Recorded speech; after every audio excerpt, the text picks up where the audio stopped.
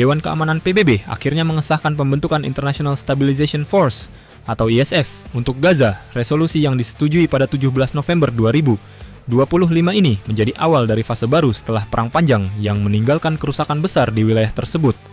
Namun, muncul pertanyaan besar, apa sebenarnya mandat ISF? Bagaimana posisi Indonesia? Dan kenapa Hamas menolak?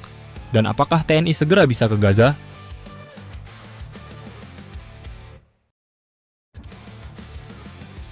Apa peran ISF di Gaza?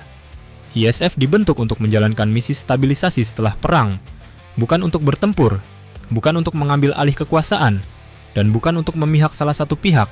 Fokusnya adalah melindungi warga sipil, mengamankan jalur bantuan kemanusiaan, menjaga area-area sensitif, dan memastikan tidak muncul kembali ketegangan bersenjata.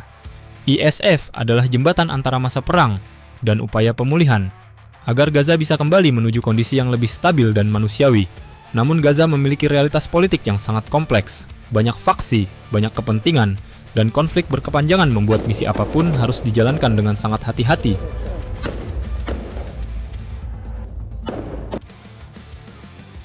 Penolakan Hamas dan tantangan nyata. Meski disahkan oleh PBB, Hamas menolak kehadiran ISF. Mereka menilai pasukan asing dapat berubah menjadi pihak dalam konflik dan dianggap bisa mengganggu otonomi warga Gaza.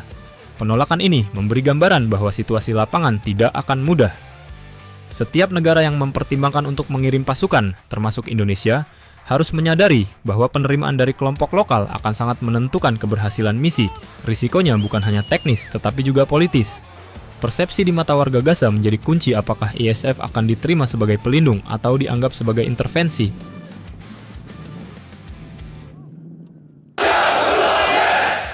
Indonesia harus tepat menempatkan diri.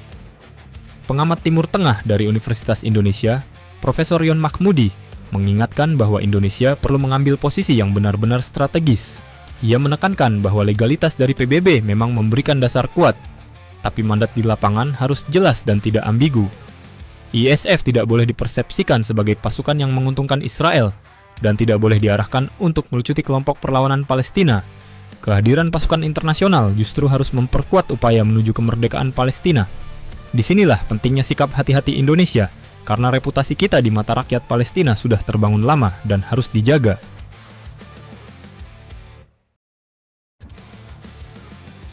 Kesiapan TNI dan posisi Indonesia.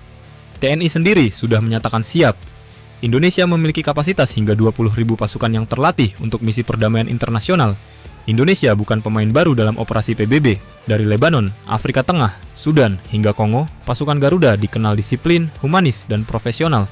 Reputasi ini membuat Indonesia menjadi salah satu kandidat paling kuat untuk memainkan peran besar di ISF Gaza. Namun jumlah yang siap tidak berarti semuanya akan dikirim. Biasanya PBB hanya meminta sebagian, tergantung situasi dan rancangan mandat yang disepakati.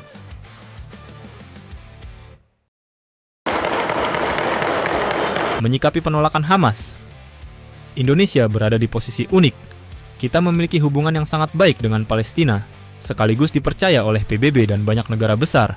Tetapi penolakan Hamas membuat langkah Indonesia tidak bisa gegabah.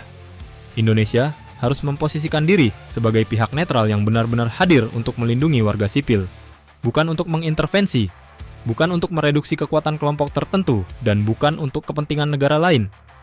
Jika Indonesia mampu menjaga posisi ini, kehadiran TNI akan lebih mudah diterima oleh masyarakat Gaza. Namun jika tidak, maka misi dapat menghadapi tantangan besar sejak awal.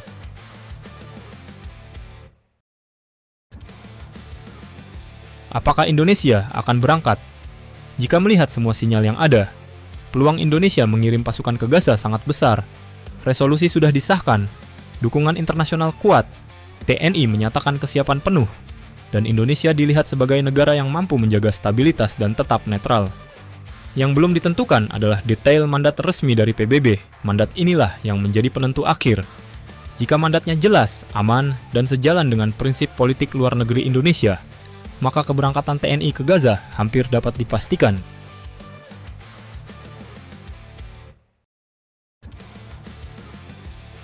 Pembentukan ISF menjadi langkah awal menuju pemulihan Gaza setelah perang yang panjang dan menyakitkan. Indonesia memiliki posisi yang sangat strategis dalam misi ini. Dipercaya PBB, dihargai negara-negara besar, dan dicintai rakyat Palestina. Tetapi keputusan akhir harus mempertimbangkan banyak aspek, mulai dari keamanan pasukan, sensitivitas politik Gaza, sampai bagaimana Indonesia menjaga netralitas dan kehormatan diplomatiknya. Jika semuanya sesuai, kehadiran TNI di Gaza bukan hanya mungkin, tetapi dapat menjadi kontribusi nyata bagi perdamaian dan perlindungan warga sipil Palestina.